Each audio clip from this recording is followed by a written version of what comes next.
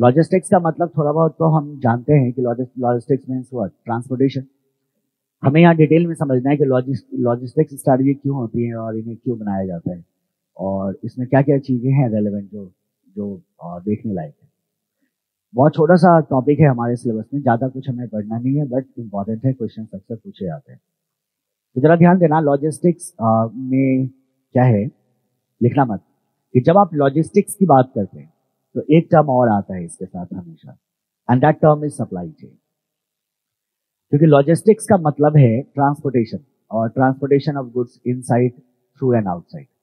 Raw material का आपकी company में आना, उस रॉ मटेरियल का प्रोडक्शन तक जाना और गुड्स बनने के बाद कस्टमर तक पहुंचना, ये जो टोटल मूवमेंट है गुड्स का, इसको लॉजिस्टिक्स कहते हैं। और ये लॉजिस्टिक्स तब तक पॉसिबल नहीं है जब तक आपके पास सप्लाई चेन नहीं।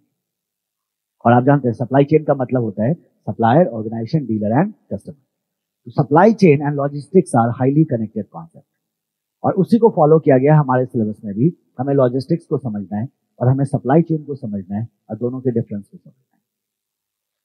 और इनफैक्ट ज्यादा अगर आप अभी देखोगे टॉपिक में, ज्यादा अगर हमें कुछ पढ़ना है तो सप्लाई चेन के बारे में पढ़ना है, ना कि लॉजिस्टिक्स के बारे में। लॉजिस्टिक्स का तो सिंपल सा इंट्रोडक्शन है। लॉजिस्टिक्स या सप्लाई चेन का पर्पस क्या है and why we are studying it and why this management is essential. तो हम कहते हैं कि इसका जरूरत है इसलिए ताकि कुछ चीजों को हम राइट कर सके, कुछ चीजों को राइट कर सके, मतलब राइट प्रोडक्ट को हम पहुंचा सके राइट प्लेस पे, एट राइट टाइम पे, एट राइट कॉस्ट पे। तो सही प्रोडक्ट को सही जगह, सही समय पे, सही कॉस्ट पे अगर हमें पहुंचाना है तो हमें लॉजिस्टिक्स और सप्लाई चेन को क्या करना होगा, मैनेज करना होगा। और इसीलिए हम पढ़ते हैं लॉजिस्टिक्स मैनेजमेंट। अगर आपसे पूछा जाए कि लॉजिस्टिक्स मैनेजमेंट का क्या गोल है, तो हम कहते हैं to avail right product at right place, at right time, at right cost. इन चार चीजों को राइट करने के लिए हम लॉजिस्टिक्स मैनेजमेंट करते हैं। अब मैं आपको एक कॉम्प्रिहेंसिव डायग्राम दूंगा जिसमें दोनों चीजें ऑलमोस्ट कवर हो जाएंगी, तो आप मेरे साथ ही ड्रॉ करना, बात के भरोसे मत रहना। और जरा हम समझने की कोशिश करते हैं इन सारे एस्पेक्ट को। देखो, हम सब जानते हैं बिजनेस में कि हमारा जो चेन है बिजनेस का, that start from supplier. Supplier से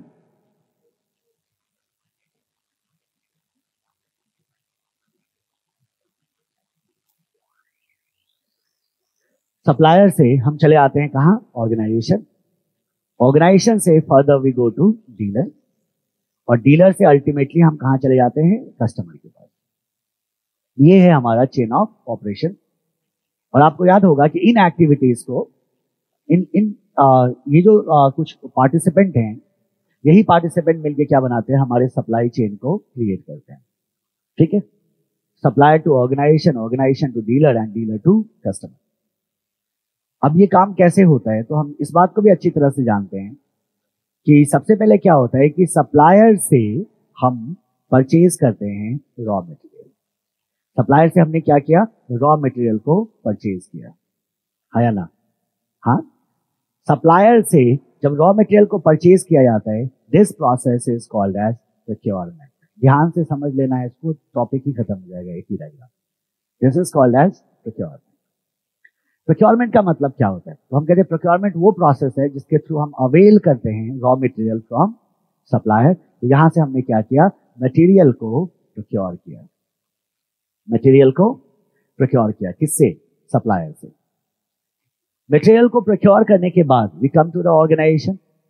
अब ऑर्गेनाइजेशन में जब हमने इस मटेरियल को प्रोक्योर किया, तो मुझे एक बात बताओ, क्या ये सारा का सारा मटेरियल एक साथ यूज हो जाएगा? नहीं, हम इसे क्या करते हैं, हमारे ऑर्गेनाइजेशन में हम इसे स्टोर कर देते हैं। क्या कर देते हैं, मटेरियल को स्टोर कर देते हैं। And the place where we store the material is called as warehouse. तो हमने क्या किया, यहाँ वेयर हाउस में मटेरियल को स्टोर कर दिया।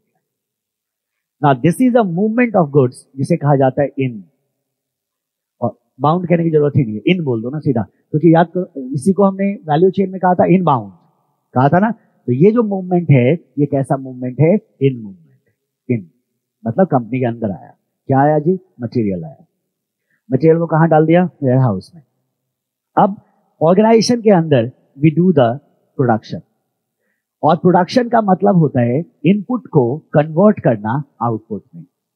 अब जरा गौर करो, इनपुट को आउटपुट में कन्वर्ट करने के दौरान हमें कॉन्टिन्यूअसली मटेरियल चाहिए अलग अलग तरह का, और वो मटेरियल अब कहां से उठ के आएगा हमारे लिए? वेयर हाउस से। तो वेयर हाउस से वो मटेरियल हम कहां भेजेंगे? प्रोडक्शन जॉब फ्लोर पे, और प्रोडक्शन जॉब फ्लोर पे उस मटेरियल के इस्तेमाल से इनपुट को कन्वर्ट कर दिया जाएगा किसमें? आउटपुट में। And this process of conversion of input to output is called as manufacturing. इसे क्या कहते हैं? मैन्युफैक्चरिंग कहते हैं। यस और नो? यस। अब जरा गौर करना, इसे हम मैन्युफैक्चरिंग कहते हैं, लेकिन मैन्युफैक्चरिंग के दौरान भी गुड्स का मूवमेंट हुआ है, मटेरियल का हुआ या नहीं हुआ है? वेयर हाउस से जॉब फ्लोर पे गया है मटेरियल, इसका मतलब ये जो मूवमेंट है गुड्स का, ये विद इन द ऑर्गेनाइजेशन है, और अगर ये विद इन द ऑर्गेनाइजेशन है तो हम इसे बोलेंगे थ्रू। इसे क्या बोलेंगे हम? थ्रू। तो पहला मूवमेंट क्या हुआ? इन। दूसरा मूवमेंट क्या हुआ? थ्रू। गुड्स बना। गुड्स बनने के बाद ये जो आउटपुट है, मुझे एक बात बताओ, क्या पूरा का पूरा आउटपुट डीलर के पास जाएगा? नहीं। पहले ये आउटपुट फिर से किस में जाएगा? वेयर हाउस में। वेयर हाउस में स्टॉक करेंगे, बफर स्टॉक मेंटेन करेंगे, और बाकी गुड्स को हम कहां भेजेंगे? डीलर के पास। तो यहां से मैन्युफैक्चरिंग के बाद गुड्स का जो मूवमेंट होता है वो होता है फ्रॉम ऑर्गेनाइजेशन टू डीलर। कभी कभी क्या होता है कि हम डीलर के पास ना भेज के डायरेक्टली गुड्स को कहां भेज सकते हैं? कस्टमर के पास भी भेज सकते हैं। वो डिपेंड करता है हमारे पास वो सिस्टम है या नहीं है। और कभी कभी क्या होता है, डीलर के पास गुड्स जाने के बाद डीलर इसे कहां भेजता है? कस्टमर को भेजता है। दोनों चीजें पॉसिबल है, दोनों रूट पॉसिबल है ना?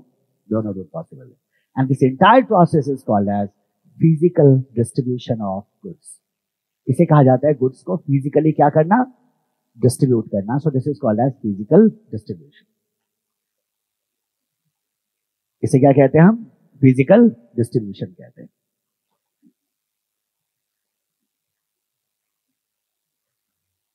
डन?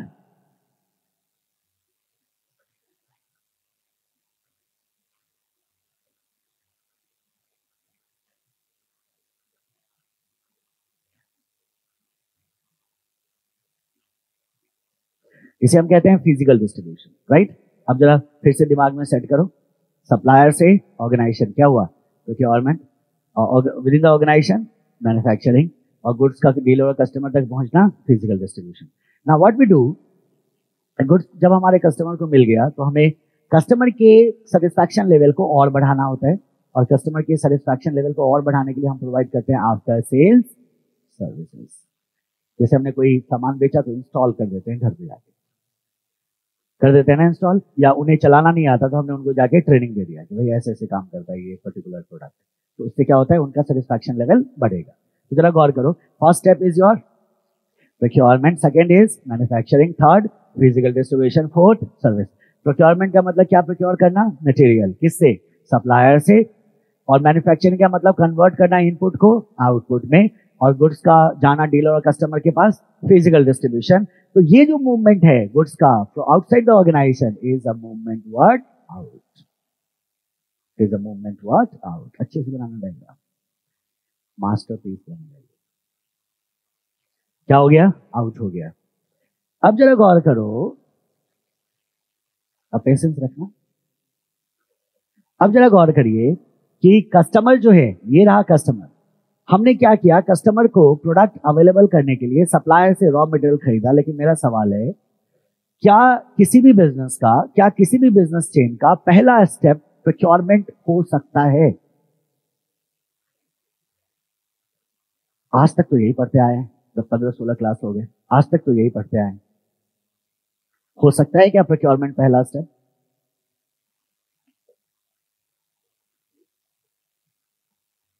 कौन बताएगा?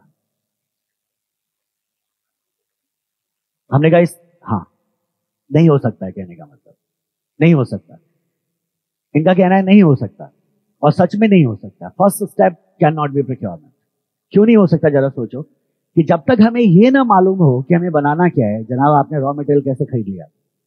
बिजनेस ऐसे थोड़ी होता है, जब मार्केट गए और रॉ मटेरियल खरीद के लाके पटक दिया, प्रोडक्शन को बोला जो बन सकता है बना लो। ऐसे तो नहीं होता। पहले हम डिसाइड करते हैं कि हमें क्या बनाना है, और जब हम ये डिसाइड कर लेते हैं तो फिर हम जाके क्या करेंगे? हम रॉ मटेरियल खरीदना शुरू करेंगे। और आप जानते हैं कि किसी प्रोडक्ट को डिसाइड करना इज कॉल्ड एज, सोच समझ के जवाब दो ना, सोच लो ना थोड़ा। किसी प्रोडक्ट को डिसाइड करना, that we have to introduce a product in market. Product development कौन था? हाँ शाबाश, स्ट्रैटेजी का नाम क्या है? Product development. भूल गए क्या? और ऐसे भी मत करो ना, ऐसे सोचो कि पीएलसी के कितने स्टेज? 4। और याद है 4 से पहले एक स्टेज होता था, क्या नाम था उसका? Product development. इंट्रोडक्शन से पहले उसको हम क्या कहते थे? Product development. जब हमने प्रोडक्ट को बनाया तो एक्चुअली होता क्या है, अब यहां गौर करना। आप कहते हैं कि सर ये पहला स्टेप प्रोक्योरमेंट नहीं हो सकता, थोड़ा सा पीछे चलो और हम बैक साइड स्टोरी पे लेके चलते हैं दोबारा। हमने कहा सर सबसे पहले हमें क्या करना होता है? कस्टमर्स के नीड्स को समझना होता है। तो हम क्या करेंगे? Marketing survey, market research etcetera का इस्तेमाल करेंगे, जिसकी मदद से हम कस्टमर के नीड्स को जानेंगे, कस्टमर के डिमांड को जानेंगे, कस्टमर के प्रेफरेंसेस को जानेंगे। हम इस बात को समझेंगे कस्टमर को क्या चाहिए और कस्टमर कितना पे कर सकता है, कस्टमर के लिए ये प्रोडक्ट कितना जरूरी है, जिसे आप कहते हैं मार्केटिंग रिसर्च। और जब तक हम कस्टमर के नीड, डिमांड और प्रेफरेंसेस को ना समझें, तब तक हम प्रोडक्ट के लिए रॉ मटेरियल परचेज नहीं कर सकते। ये सारी की सारी जानकारी हम कलेक्ट करते हैं कस्टमर से, और साथ ही साथ हम क्या करते हैं? डीलर से भी इंफॉर्मेशन लेते हैं।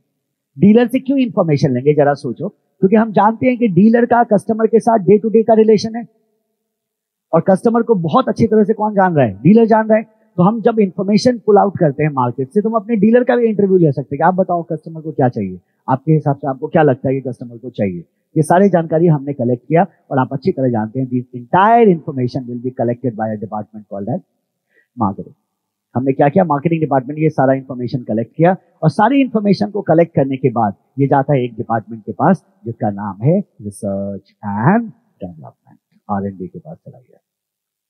ठीक है, मार्केटिंग गया R&D के पास, और ये R&D को कहता है कि देखो जी ये नीड है, इस नीड को फुलफिल करने के लिए क्या बनाओ? प्रोडक्ट बनाओ। ठीक है, नीड को फुलफिल करने के लिए क्या बनाओ? प्रोडक्ट बनाओ। तो रिसर्च एंड डेवलपमेंट ने क्या किया? कॉन्सेप्ट को डेवलप करना शुरू किया, प्रोडक्ट को डेवलप करना शुरू किया, एक ऐसा प्रोडक्ट जो कस्टमर के नीड एंड डिमांड को एग्जैक्टली क्या कर देगा? फुलफिल कर देगा। जब R&D डिपार्टमेंट ने प्रोडक्ट को डेवलप किया, तो R&D डिपार्टमेंट के सामने 2-3 सवाल आएंगे। पहला सवाल ये आएगा कि क्या हमारे पास वो मशीन अवेलेबल हैं जिन मशीन से मैं इस प्रोडक्ट को बना सकता हूं, जो कॉन्सेप्ट मैंने सोचा, और उसके लिए उसे डिपेंड करना होगा किस पे? प्रोडक्शन पे। सो R&D एंड प्रोडक्शन ये दोनों मिलके क्या करते हैं? फिजिबिलिटी टेस्टिंग करते हैं कि जो कॉन्सेप्ट R&D ने डेवलप किया है, क्या उस कॉन्सेप्ट से प्रोडक्ट बनाया जा सकता है या नहीं। मान लो प्रोडक्शन कहता है कि नहीं, जो कॉन्सेप्ट आपने बनाया है वो बहुत महंगा हो जाएगा, कस्टमर नहीं खरीद पाएगा उतना महंगा प्रोडक्ट, तो वो प्रोजेक्ट क्या होगा? वहीं रुक जाएगा। R&D एंड प्रोडक्शन ने मिलके क्या किया? फिजिबिलिटी टेस्टिंग करी, और फिजिबिलिटी टेस्टिंग के साथ एक स्टेप हुआ जिसके तहत एक कॉन्सेप्ट बिल्ड हुआ या एक प्रोडक्ट को बनाया गया, and that is called as product development. उसे हम कहते हैं प्रोडक्ट डेवलपमेंट। जब तक प्रोडक्ट डेवलपमेंट नहीं होगा, तब तक प्रोक्योरमेंट नहीं हो सकता। जब तक प्रोडक्ट डेवलपमेंट नहीं होगा, तब तक प्रोक्योरमेंट नहीं हो सकता।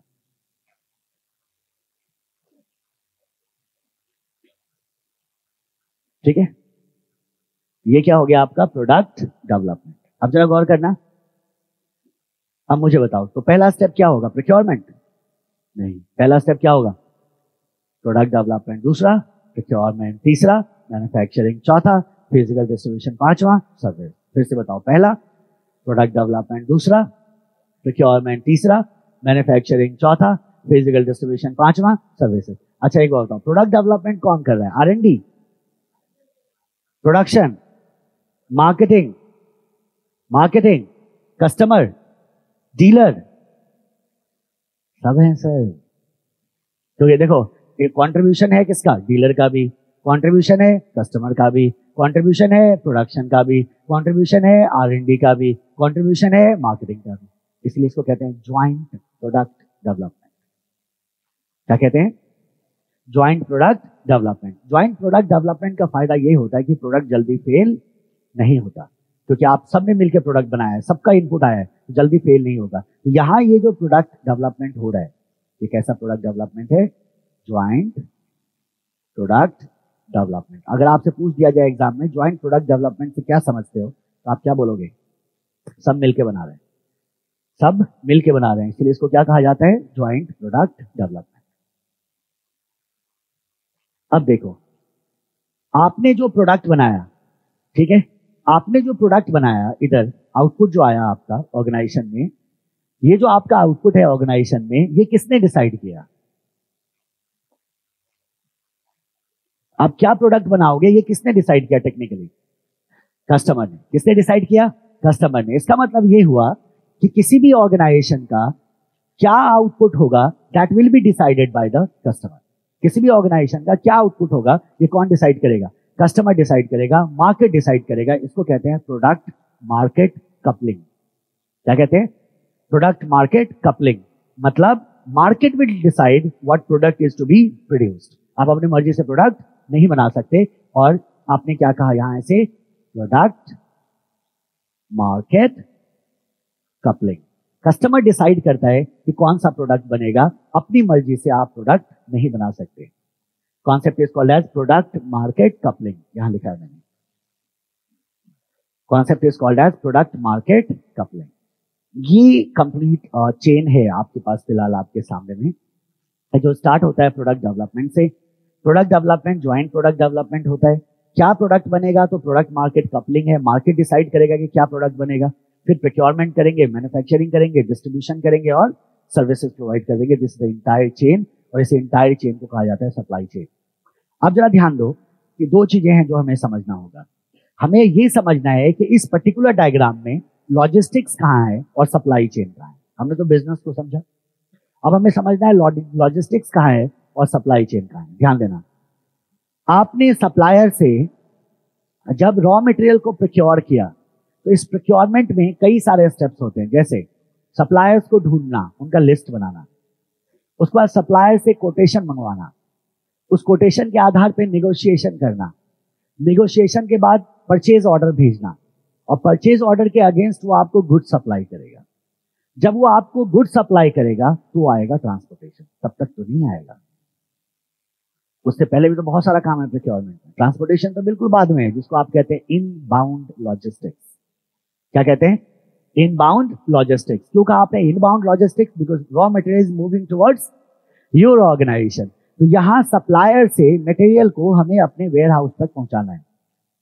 तो सप्लायर से वेयर हाउस तक मटेरियल को पहुंचाने के लिए हम किसी तरह के व्हीकल का इस्तेमाल करेंगे, maybe train, maybe truck, maybe bus, tractor, cycle, whatever, rickshaw, three wheeler, जो भी हो। हमने क्या किया, सप्लायर के साइड से हमें रॉ मटेरियल को कहां पहुंचाना है? अपने वेयर हाउस तक। तो हमने क्या किया, किसी तरह के व्हीकल का इस्तेमाल किया, और इस व्हीकल की मदद से उसको कहां पहुंचा दिया गया?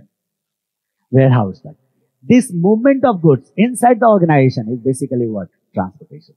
इसको क्या कहा जाता है?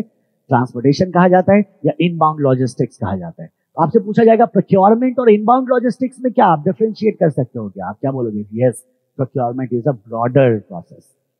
प्रोक्योरमेंट में सप्लायर को ढूंढना, कोटेशन मंगाना, नेगोशिएशन करना, परचेज ऑर्डर भेजना, और जब परचेज ऑर्डर हम भेज देते हैं तो हमें गुड्स का सप्लाई मिलता है, तब जाके होता है इनबाउंड लॉजिस्टिक्स। तो कौन ज्यादा ब्रॉड है? प्रोक्योरमेंट ज्यादा ब्रॉड है, उसका एक स्टेप क्या है? इनबाउंड लॉजिस्टिक्स है। गुड्स यहाँ आ गया हमारे ऑर्गेनाइजेशन में, फिर हमने उसे स्टोर कर लिया कहाँ? वेयर हाउस में। तो ये क्या था मेरा? व्हीकल का इस्तेमाल करके गुड्स को पहुंचाना क्या था मेरा? ट्रांसपोर्टेशन। ट्रांसपोर्टेशन के बाद वेयर हाउस में स्टोर कर लिया, फिर गुड्स बना, ठीक है। गुड, उसके बाद क्या हुआ? मूवमेंट हुआ गुड्स का, व्हाट? थ्रू, मतलब वेयर हाउस से कहाँ?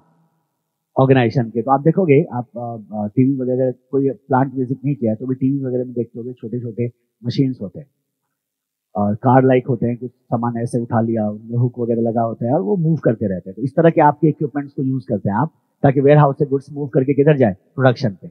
एक बार गुड्स बन गया, गुड्स बनने के बाद किधर जा रहा था बताओ? डीलर के पास। यहां भी आप क्या करेंगे? किसी तरह के व्हीकल का इस्तेमाल करेंगे, करोगे ना? तो आपने किसी तरह के व्हीकल का इस्तेमाल किया, व्हीकल के इस्तेमाल से गुड्स को पहुंचा दिया कहां? डीलर तक। ये भी क्या कहलाएगा? ट्रांसपोर्टेशन। लेकिन ट्रांसपोर्टेशन कैसा है? आउट। ये आउट है। तो तीन ट्रांसपोर्टेशन आपको दिख रहा है, तीन मूवमेंट आपको दिख रहा है गुड्स का। क्या क्या?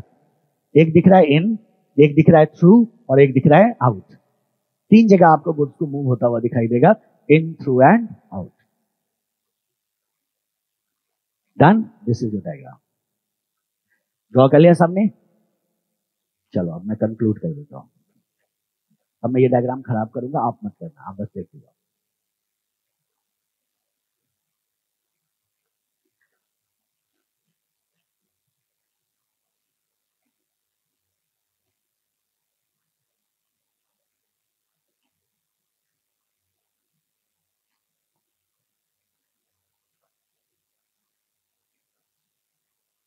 हाल कैसा है? हो गया क्या? 1 तारीख को, हाँ 1 तारीख, 1 तारीख हर एक महीने में आता है।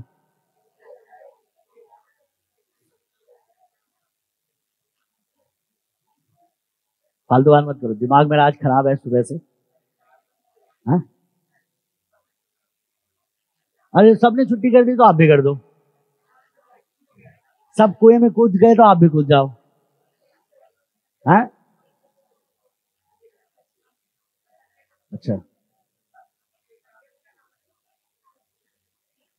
बहुत तकलीफ है ना। अच्छा, ये सबका क्लियर है? अभी छुट्टी के बारे में बाद में निर्णय करेंगे। बाहर जो चले गए, बाकी बाहर मत जाना कोई, क्योंकि ये तो ट्रेलर था। अभी इसको आपको कंक्लूड करना होगा, और अगर मिस हो गया तो मिस हो गया, इसलिए ध्यान से सुनिए सब। अब दो कॉन्सेप्ट्स हैं, एक है लॉजिस्टिक्स और एक है सप्लाई चेन मैनेजमेंट। ठीक है, ध्यान देना सब। देखो, आप मत करना अपने डायग्राम में कुछ भी। ये देखिए, ये जो है, स्क्रीन देखते रहना, लेफ्ट साइड से शुरू कर रहा हूं। ये जो है आपका, अगर आप इस पूरे डायग्राम को देखो तो इस पूरे डायग्राम में you have lot of things. और ये जो है आपका वाला हिस्सा क्या है? ये ट्रांसपोर्टेशन है ना। ये जो हिस्सा है वेयर हाउस, ठीक है। यहां से जो गुड्स आप यहां तक लेके गए, मतलब शुरू। और ये वाला जो आप व्हीकल का इस्तेमाल करके यहां तक लेके गए, इसको कहते हैं लॉजिस्टिक्स। इसको क्या कहते हैं? लॉजिस्टिक्स। तो अगर आपसे कोई पूछे कि जनाब ये बताओ लॉजिस्टिक्स क्या है, आप कहना देखो, transportation, warehouse management, material handling is logistics. Logistics deals in hardcore transportation. Truck से लाएं, ट्रैक्टर से लाएं, साइकिल से लाएं सामान? क्वेश्चन मार्क, पहला डिसीजन। ट्रक अपना होगा या किराए का होगा? दूसरा डिसीजन। ट्रक अगर अपना होगा तो कहां पार्क करेंगे, कौन ड्राइवर होगा, कौन क्लीनर होगा, कैसे वियर एंड टियर करेंगे, कैसे एक्सीडेंट मैनेज करेंगे? तीसरा सवाल। मतलब how we are going to bring in the material and how we are going to distribute our product.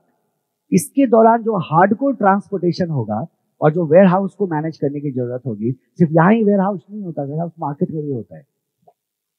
तो जितने भी आपके वेयर हाउसेस हैं, उन वेयर हाउस को मैनेज करना, in, through and out, transportation को मैनेज करना इज कॉल्ड एज लॉजिस्टिक्स। अब सुनो, मेरी बात सुनना। सेफ, ठीक है, safe, reliable and timely delivery of goods, keeping cost as low as possible is logistics. Logistics talks about delivery only, चाहे वो डिलीवरी रॉ मटेरियल का हो या फिर फिनिश गुड्स का हो, इसको कहते हैं लॉजिस्टिक्स। अब सेकेंड पार्ट पे आओ। जबकि जो सप्लाई चेन है ये बहुत ब्रॉड है, और अगर आप देखें इस पूरे चेन को, तो आप कहते हैं कि यहां मेरे पास कौन है? सप्लायर है ना। सप्लायर, ये है ऑर्गेनाइजेशन, ये है डीलर, और ये है कस्टमर। तो यहां से यहां तक ये जो लोग हैं, इनके चेन को हम कहते हैं सप्लाई चेन। तो अगर सप्लाई चेन की बात करें तो supply chain is basically chain of participants who are involve in creation and delivery of goods. उस चेन ऑफ पार्टिसिपेंट्स को हम कहते हैं सप्लाई चेन, और सप्लाई चेन का एक छोटा सा हिस्सा है क्या? लॉजिस्टिक्स। इसीलिए आपको बोला जाए, क्वेश्चन आया एग्जाम में, logistics and supply chain are same, आप बोलना गलत, दोनों अलग अलग चीजें। पूछेगा कैसे? आप कहना देखो, सप्लाई चेन मैनेजमेंट में हम रिलेशन मैनेज करते हैं, सप्लायर का, कंपनी का और डीलर का, इनके बीच में क्या रिलेशन है, हम इसको मैनेज करते हैं। लेकिन लॉजिस्टिक्स में हम ट्रांसपोर्टेशन की बात करते हैं कि गुड्स का ट्रांसपोर्टेशन कैसे होगा। दोनों बिल्कुल अलग अलग चीजें। दूसरी बात सुनना, कि जब हम सप्लाई चेन की बात करते हैं तो हम एंटाइटी में बात करते हैं। एंटाइटी का मतलब मेरा क्या है, तो जब भी आप सप्लाई चेन सोचोगे ना, आपको पूरा चेन सोचना होगा, यहां से यहां तक। You always think in entity, from supplier to customer is my supply chain. जब आप लॉजिस्टिक्स के बारे में सोचते हैं तो भी आप पूरे चेन को सोचते हैं, लेकिन हमेशा याद रखना, logistics is always practised at local level. मतलब इसका ये है कि जब मुझे अपने सप्लायर से गुड्स लाना है तो मैं उस समय उसी के बारे में सोचूंगा। ऐसा हो सकता है कि सप्लायर से मैं गुड्स लाऊं ट्रक में, लेकिन फिनिश गुड्स को मैं भेजूं ट्रैक्टर पे। तो जब मुझे फिनिश गुड्स भेजना होगा उस समय मैं सोचूंगा उसके बारे में, लेकिन जब मैं मटेरियल के बारे में सोच रहा हूं तो मेरे सोचने का तरीका अलग होगा। मतलब ट्रांसपोर्टेशन हमेशा लोकल लेवल पे प्रैक्टिस किया जाता है, सप्लाई चेन कभी भी लोकल लेवल पे प्रैक्टिस नहीं होता। सप्लाई चेन पूरे चेन की इंटीग्रिटी को देखता है, पूरे चेन के इंटीग्रेशन को देखता है कि फ्रॉम सप्लायर टू कस्टमर ये प्रॉपर्ली लिंक्ड है या नहीं है। जबकि लॉजिस्टिक्स क्या करता है, उस पॉइंट पे चला जाता है। अच्छा मटेरियल लाना है, कहां से, वहां से, ठीक है, क्या क्या हमारे पास ऑप्शंस हैं, हम सोचना शुरू कर देते हैं। इसका मतलब logistics is practised at local level, but supply chain considers entire chain. Which one is broader concept? Supply chain. And logistics is a component of supply chain. Which of the concept deals in relationship management? Supply chain. And which of the concept deals in transportation? Logistics. दोनों मिलके एक ही काम को ensure करते हैं, right product, right place, right time, right cost. दोनों का ultimate objective एक ही है, इसी को कहते हैं सप्लाई चेन एंड लॉजिस्टिक्स। अब सुनो जरा, इसको हम लिखेंगे कैसे। Will start with the logistics. Logistics के सारे पॉइंट मेंशन कर देंगे, उसका वेयर एज और सप्लाई चेन को पढ़ लेंगे, ताकि अगर कंपैरिजन आए एग्जाम में तो आप वो भी आसानी से कर लोगे।